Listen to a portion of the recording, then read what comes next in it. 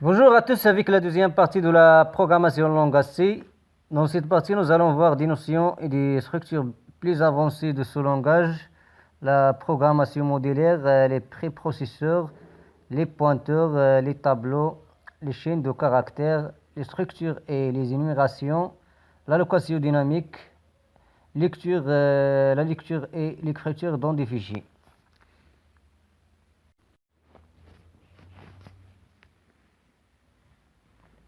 Dans ce tutoriel d'aujourd'hui, nous allons passer à une autre notion de programmation. Nous allons parler dans cette vidéo de la programmation modulaire. Cette notion est très importante qui va nous faciliter de comprendre ce qui vient après. Alors, c'est quoi la programmation modulaire? C'est simplement l'intégration et la création de plusieurs fichiers. Pour comprendre bien, c'est un ensemble de packages présenter le code sous la forme des fichiers, mais aussi dans la programmation modulaire, il y a la possibilité de réorganiser le code de votre programme. Dans la dernière vidéo, nous étions parlé des fonctions. Comme vous connaissez, la déclaration de fonction s'exécute juste avant la fonction main. Mais avec la notion de la programmation modulaire, il y a la possibilité de vous placer vos fonctions dans n'importe quel ordre, du code source en utilisant ce qu'on appelle les prototypes, appelés aussi les signatures des fonctions. Ce qui est nouveau ici, c'est l'ajout des prototypes à l'extérieur de la fonction main, après directement les directives des préprocesseurs.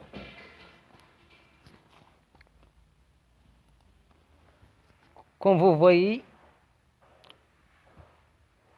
dans cet exemple, ça c'est un exemple d'un prototype, la fonction périmètre d'un cercle. Grâce au prototype, vous pouvez placer vos fonctions à n'importe quel ordre. N'oubliez jamais de mettre un point virgule à la fin de la ligne pour montrer que c'est un prototype et pour permettre aussi de différencier un prototype d'une fonction. Un prototype prend des paramètres, des types et leurs variables, double P, double rayon.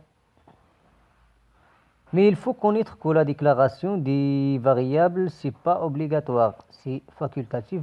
Vous écrivez seulement double.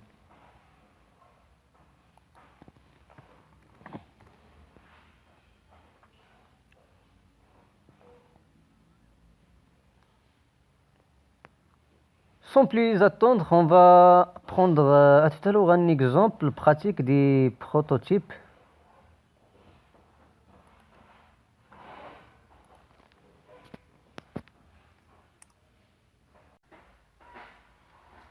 La règle de périmètre d'un cercle, c'est P est égal 2 fois P fois R.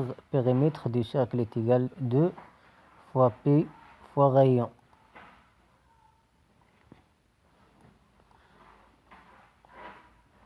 Double périmètre cercle, double P, double rayon. Principe cercle de 3,14 et rayon 10. Périmètre est égal pourcentage F anti/n. Périmètre cercle 3,14 10. Double périmètre cercle, double P, double rayon. Retourne 2 fois P fois rayon. On va tester ce programme. Cercle de 3,14 et rayon 10, périmètre est égal 62,8.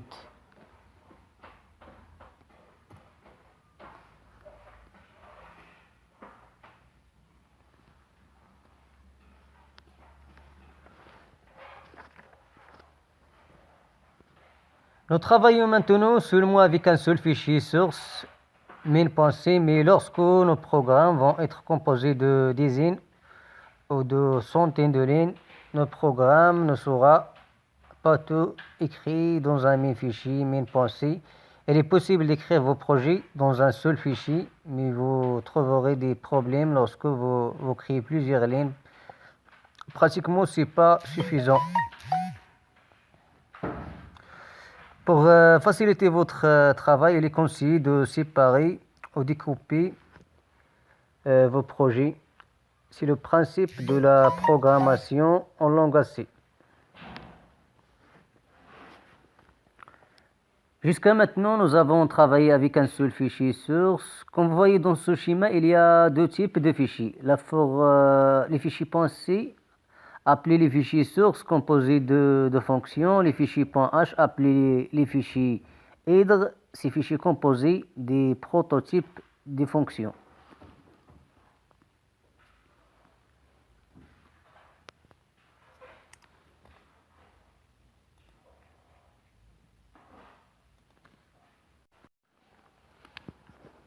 On va prendre un exemple pour bien comprendre comment ça fonctionne. Vous cliquez sur File, New File.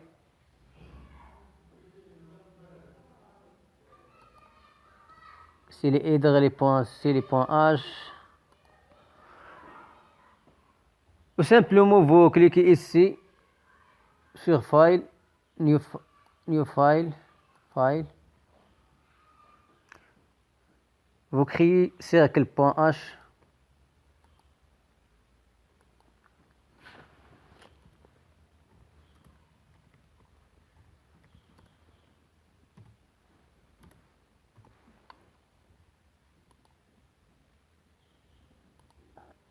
Enregistrer.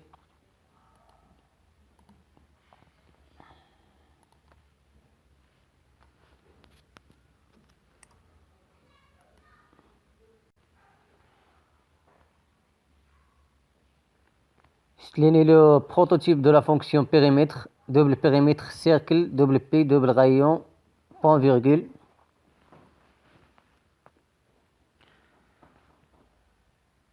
Et vous créez cercle.c.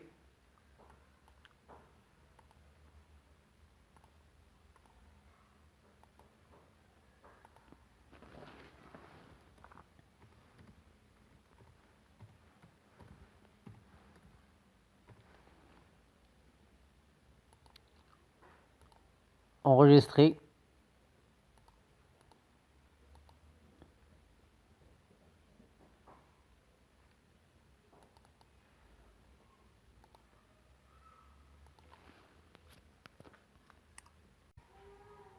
On va tester ce programme. Cercle de 3,14 et rayon 10, périmètre est égal 62,8.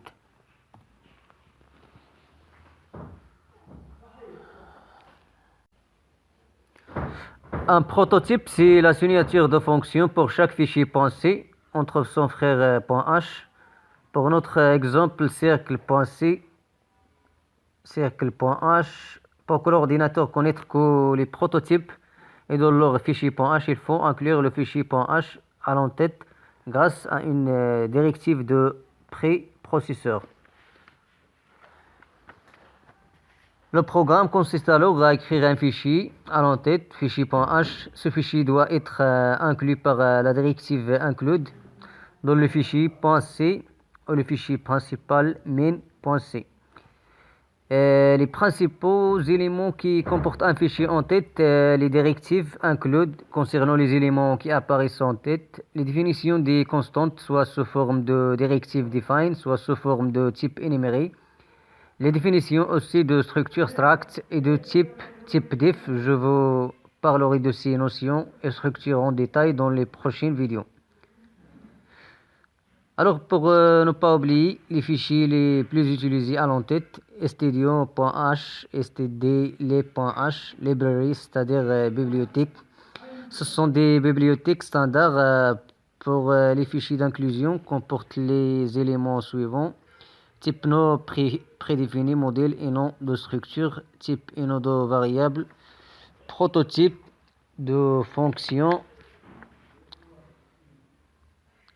Mais ce qu'il faut retenir et comprendre pour l'instant, que notre projet est composé de plusieurs fichiers. je vous donne un schéma pour bien comprendre comment créer exactement un projet constitué de plusieurs fichiers. Comme vous voyez, ce schéma vous montre les étapes de l'opération de compilation. Le préprocesseur est un programme qui s'exécute avant la compilation et qui permet d'inclure un fichier dans un autre, des fichiers .h dans les fichiers .c. Et il y a la compilation. Dans cette étape, le compilateur compile tous les fichiers sources de votre projet et on nous donne un fichier sous la forme de fichier .on et un fichier compilé .c. Et nous avons les éditeurs de liens ou linker qui permet d'assembler les fichiers .on dans un grand fichier qui s'appelle l'exécutable. Nous allons ici notre exemple, le système d'exploitation Windows.